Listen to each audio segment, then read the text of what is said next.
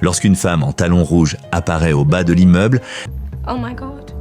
No, no, no! l'apparition de cette femme déclenche immédiatement une agitation générale. Chacun se précipite pour ranger son bureau en désordre. Tous s'affairent à se refaire une beauté. Et il faut également préparer de l'eau pour cette femme. Cette femme n'est autre que Melinda, la rédactrice en chef de l'un des magazines de mode les plus prestigieux des États-Unis. Bien que Melinda soit d'une exigence implacable avec chacun, de nombreuses jeunes filles se battent pour devenir son assistante. Car passer un an à travailler à ses côtés ouvre des portes où les offres des autres magazines affluent et les salaires s'envolent. Andy fait partie de ces nombreuses filles.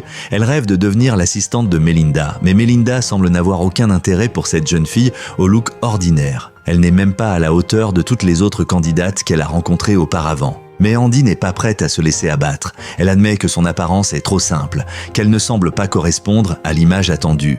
Mais elle est intelligente et déterminée. Elle promet à Melinda qu'elle apprendra vite, quand soudain un homme vient faire son rapport, mettant fin abruptement à l'entretien. Alors qu'Andy s'apprête à partir, un assistant la retient. Peut-être que ses paroles ont eu un impact, car Melinda décide de lui donner une chance. Mais cette opportunité est une épreuve colossale. En effet, l'assistante précédente a été licenciée de manière incompréhensible, juste parce qu'elle a pris quelques minutes pour aller aux toilettes. Dès le premier jour, Andy doit se lever à 6 heures du matin et préparer le café de Melinda avant même de commencer la journée. Chaque jour, Melinda impose des demandes de plus en plus strictes et même ses collègues n'hésitent pas à se moquer d'Andy et de sa tenue.